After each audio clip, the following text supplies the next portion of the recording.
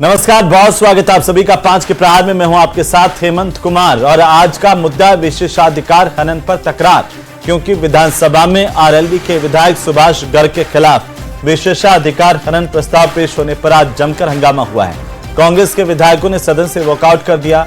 इससे पहले वेल में आकर नारेबाजी की और नेता प्रतिपक्ष टीकाराम जूली ने कहा है कि विधायकों को डराने धमकाने की ये साजिश की गई है। उधर विधानसभा स्पीकर वासुदेव देवनानी ने कहा कि विशेषाधिकार समिति इस पर फैसला करेगी, क्योंकि सरकारी मुख्य सचेतक जोगेश्वर गर्ग ने यह कहा कि सुभाष गर्ग ने, जो कि पहले मंत्री भी रह चुके हैं, पूर्व मंत्री रहे और विधायक हैं, उन्होंने 24 फरवरी को विधानसभा में शून्यकाल के दौरान भरतपुर के लोहागढ़ में रहने वालों को नोटिस देने के मामले को उठाया था। जोगेश्वर गर्ग ने कहा कि गलत तथ्य देकर सुभाष गर्ग ने विधानसभा का समय जाया किया। यह विशेषाधिकारों का हनन है। इसकी आड़ में कुछ फायदा उठाने की साजिश हो सकती है। लोगों में डर पैदा किया और इसी पर आज करेंगे हम चर्चा कि क्या वाकई माननीय सदस्य का सवाल उठाना विशेषाधिकार का हनन है, गलती हो गई, उस पर क्या ये एक्शन होना चाहिए, इसी पर करेंगे चर्चा। पहले रिपोर्ट देखिए। विधानसभा में विशेषाधिकार हनन प्रस्ताव पर हंगामा, कांग्रेस का वॉकआउट।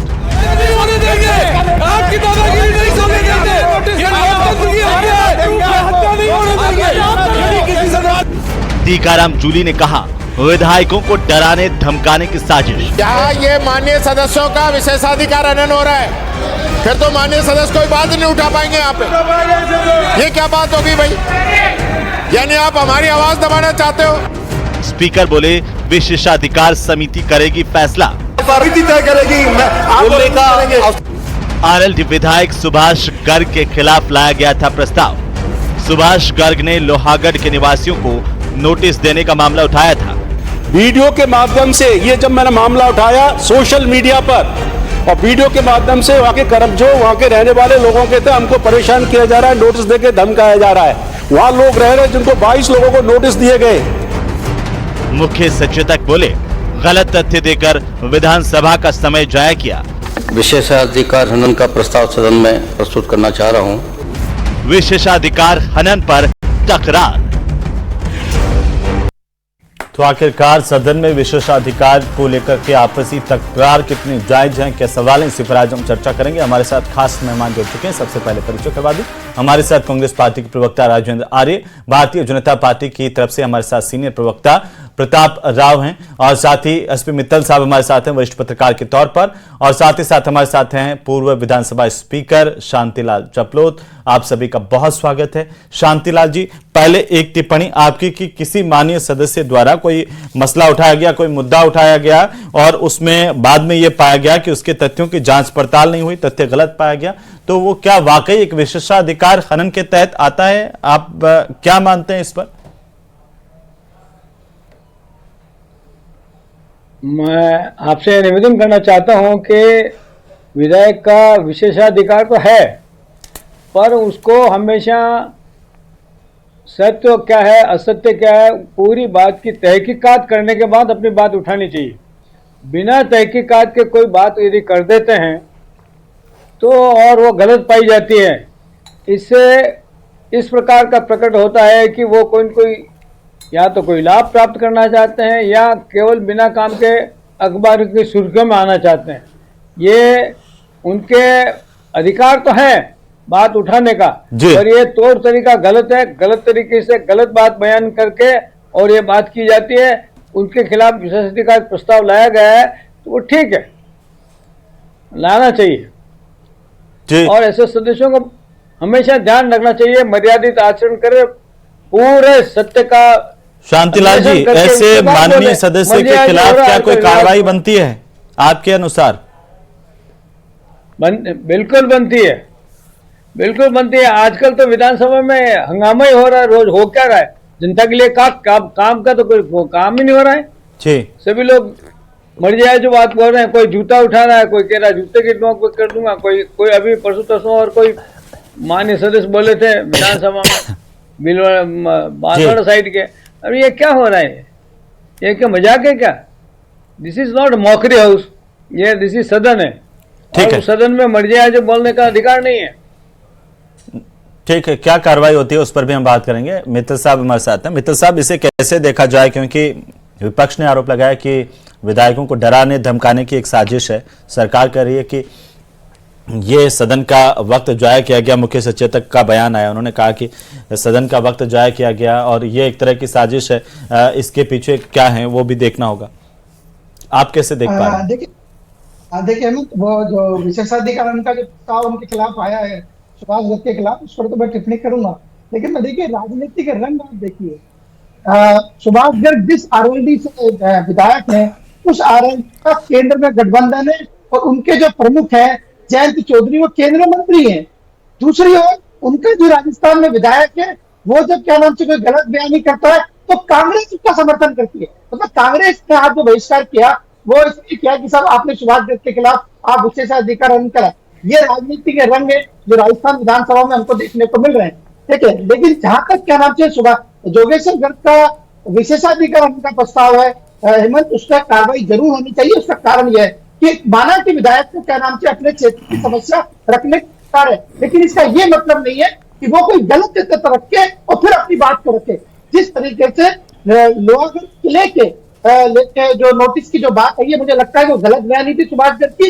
सुभाष गर्ग पर माफी मांगनी चाहिए, लेकिन ऐसा बात है कि वो अपनी बात पर अडिग है और कांग्रेस उसका समर्थन कर रही है। शांतिलाल जी टपलोग जो पूर्व अध्यक्ष है, उन्होंने सही कि क्या नाम से आपको कम से कम अध्ययन करके आना चाहिए कि जो विषय विधानसभा में रख रखे हैं वो विषय सही भी। मुझे ऐसा लगता है कि इसमें क्या नाम से जो वैधानिक रूप से कार्रवाई होनी चाहिए वो जरूरी होनी चाहिए और विधायकों के लिए एक सबक भी है कि वो विधानसभा में गलत बयानी न करें। जी प्रताप राव जी, कांग्रेस पार्टी कह रही है कि आप जो है सरकार सत्ता पक्ष विधायकों को डराने धमकाने की साजिश कर रही है कि कोई मुद्दा उठाए ही नहीं सरकार के खिलाफ, इसलिए इस तरह के बयान आ रहे हैं, इसलिए विशेषाधिकार हनन का प्रस्ताव लाया गया। प्रताप जी। हेमंत जी, जिन लोगों को दादी शब्द पर आपत्ति है वो झूठ बोलने का अधिकार चाहने लग गए हैं विधानसभा में। ये बड़ी शर्म की बात है। देखिए, इस झूठ बोलने के पीछे केवल ये कोई अनजाने में हुई ऐसी बात नहीं है कि तथ्य इतने, जैसे आदरणीय चपलौत साहब ने बताया, कि पूरी तरह से मंशा इसमें प्रकट होती है। आप देखिए कि आबादी बताई गई, सुभाष जी गर्ग जो वो लगातार वहां से चुनाव लड़ते हैं, जीतते आ रहे हैं, वहीं के रहने वाले हैं। जिस पूरे वार्ड की जनसंख्या 30-32 हजार है और वो लोहागढ़ में बता रहे हैं वो एक संख्या। दूसरा, जो निर्माण कार्य होना था वो लोहागढ़ के बाहर, लोहागढ़ एएसआई संरक्षित स्मारक है, वहां कोई नोटिस ही जारी नहीं किया। निश्चित तौर पे जिस तरह से वहां बात उठी, भाजपा के विधायकों ने भी बात उठाई कि लोहागढ़ में रह रहे लोगों को डराकर आतंकित करके भू माफियाओं की साजिश के द्वारा बाहर निकालने की एक कोशिश थी कि जिससे औने पौने तरीके से वो बाहर निकल जाएं। देखिए, ये एक बहुत बड़ा षड्यंत्र है। इस तरह के जो षड्यंत्रों पे संसद में भी जब 1-2 बार सांसदों के खिलाफ कार्रवाई हुई है कि ये कहीं ना कहीं से प्रेरित है। ये लोगों को डराकर धमकाकर जमीन खाली करवाने का एक षड्यंत्र है और ऐसे मामलों में होनी चाहिए बिल्कुल। और आदरणीय मुख्यमंत्री जी ने जो जब इस पे इस तरह का एकदम एक्शन लिया, उसके बाद ये हड़कंप है और निश्चित तौर पे एक प्रेसिडेंट बनना चाहिए कि इस तरह के मामलों में विधायक अपनी जिम्मेदारी समझे, समाज को आतंकित करने, डराने या उन अपने लाभ के लिए या किसी विशेष जनों के लाभ के लिए इस तरह के वक्तव्य विधानसभा में नहीं दें जिससे जनता के बीच में डर बने। और ये बहुत जरूरी है और विशेषाधिकार समिति में गया, ये बहुत जरूरी था और उससे निर्णय होना चाहिए जिससे आगे के लिए कोई ना कोई सीख बने और विधायक भी उनका अनुसरण कर सकें। लेकिन प्रताप जी, वो तो कह रहे हैं, खुद सुभाष गर्ग कह रहे हैं कि इतने सारे लोगों की परेशानियों के वीडियो तो सोशल मीडिया पर भी हैं।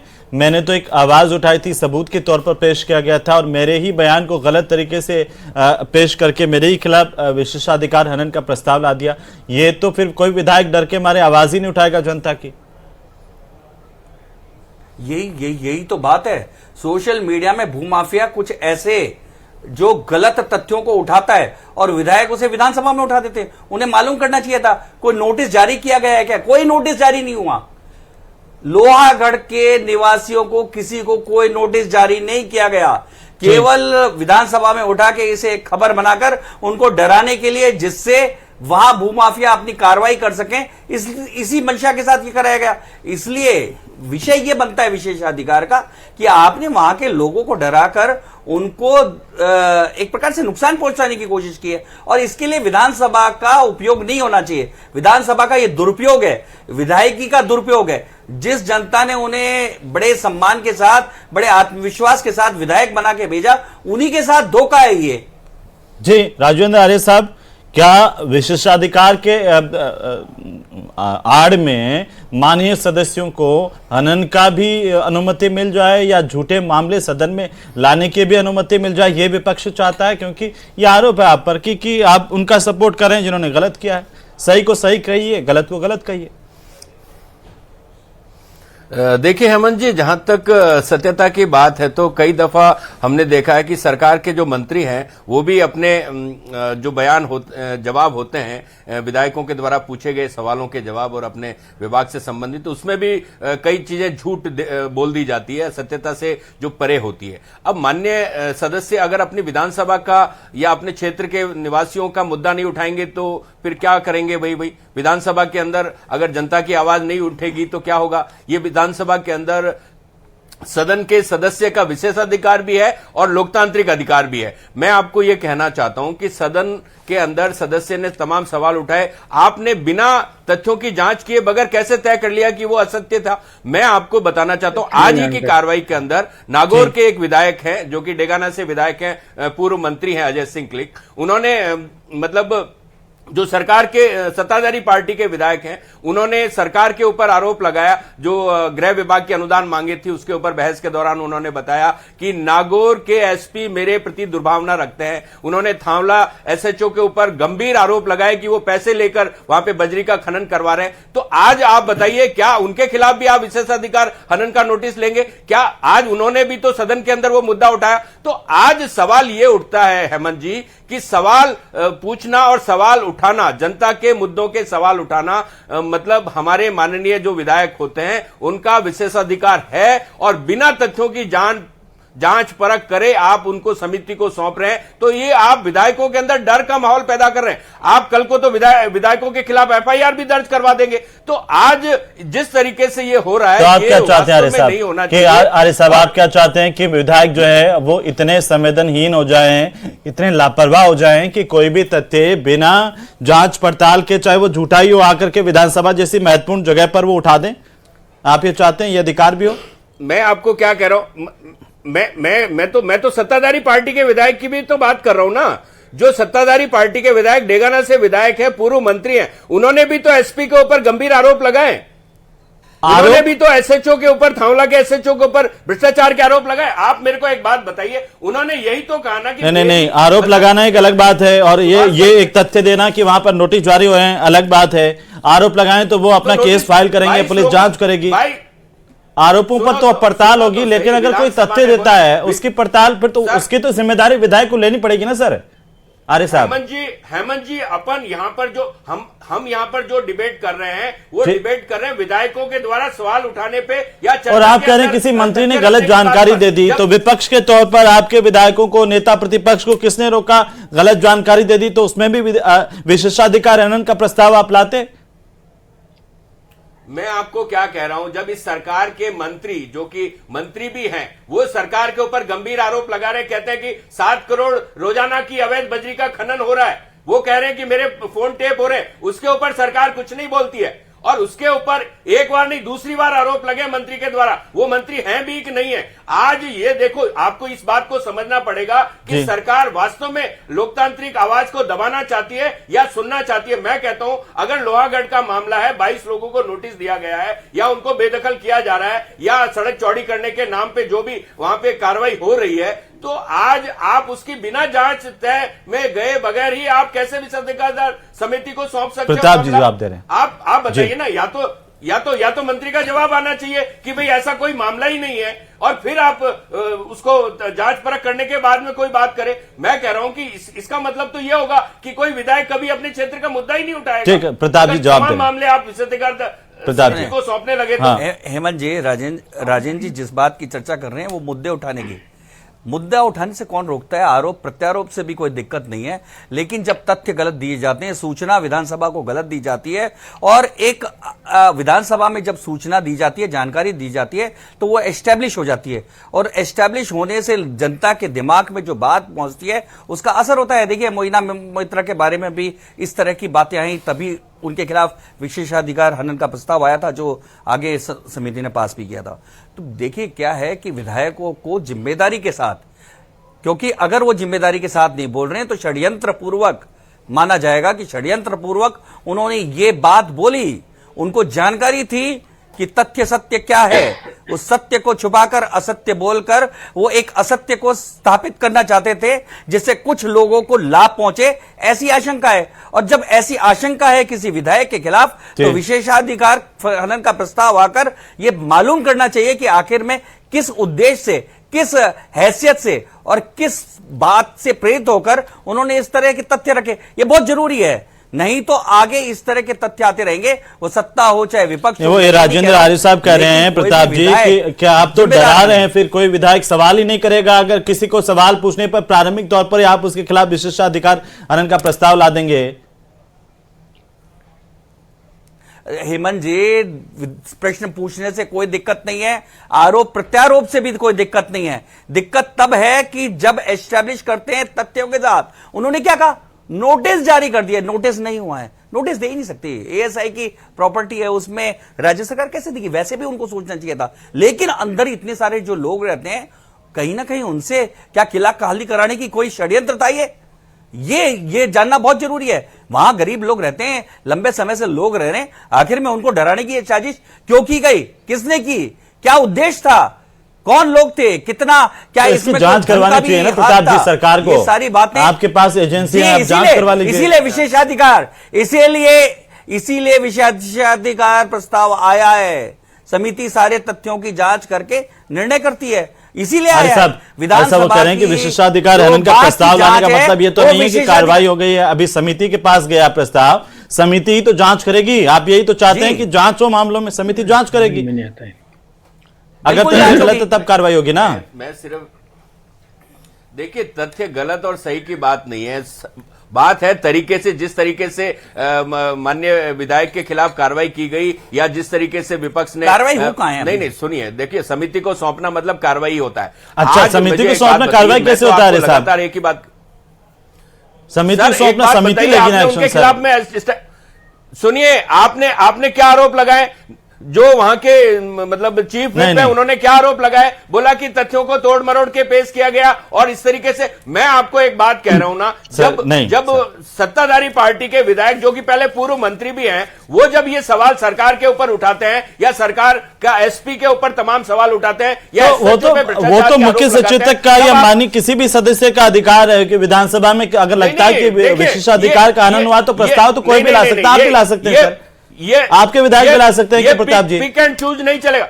मैं क्या कह रहा हूं, ये पिक एंड चूज नहीं चलेगा। आपको एक लाइन बनानी पड़ेगी कि सवाल पूछने पे अगर आप विशेषाधिकार हनन के नोटिस लाने लगे, तो मेरे ख्याल से सवाल पूछने पे नहीं है, हर विधायक के ऊपर ही उठेगा। तो शून्यकाल के अंदर उन्होंने मामला उठाया ना, ये सवाल शून्यकाल के अंदर उन्होंने मामला उठाया, ये सवाल पूछने पे नहीं है, ये गलत बोलने पे है, ये झूठ बोलने पे है। विधानसभा किसके लिए? ये झूठ बोलने पे है, प्रदेशवासियों के राजेंद्र जी, आप भी जानते हैं, ये झूठ बोलने पे, अपने क्षेत्र के अगर विवादों का मुद्दा नहीं प्रश्न उठाने पे नहीं है। अगर आप इसी मामले पर झूठ बोलेगा, बिना जांच के कैसे? विधानसभा क्या झूठ बोलने का? बिना तथ्य के आपने कैसे? विधानसभा क्या झूठ बोलने की जगह? चल गया झूठ है, झूठ सर, जांच अभी होगी। गलत बात नहीं बोलना चाहिए जी। मित्तल साहब देखिए, दो बातें हैं। सरकार कह रही है कि भाई ये कोई विधायक विशेषाधिकार हनन का प्रस्ताव लाना ये भी एक दिखाता है कि भाई उन्होंने गलत तथ्य पेश किए, इस पर लाए हैं। कोई अभी कार्रवाई का अधिकार तो जो कमेटी बनी हुई है वो जांचेगी तथ्य गलत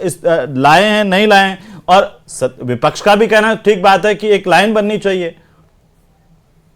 देखिए मेरा ये मानना है कि जब उस प्रकरण में भरतपुर के प्रशासन का जवाब आ गया और खुद क्या नाम से मुख्य सचिव ने कहा कि प्रशासन की ओर से कोई नोटिस जारी नहीं किया गया, तब यदि क्या नाम से विधायक कहते हैं कि वो डराने धमकाने के लिए नोटिस जारी किए और कहा कि वो तो क्या नाम से 100 बरस से वहां पे रह रहे और फिर उनको बाहर निकालने की कोशिश हो रही है, तो मुझे लगता है कि ये जो गलत बात विधानसभा में रखी जा रही है, ये कहा जा सकता है कि विधानसभा में जिस तरीके से आप दुरुपयोग कर रहे हैं, अपने एक राजनीतिक उद्देश्य के लिए दुरुपयोग कर रहे हैं, तो फिर आपसे क्या नाम से विशेषाधिकार को जाना, अभी तो कार्रवाई की तो कोई बात ही नहीं है, अभी तो वो अपना तक कर सकते हैं।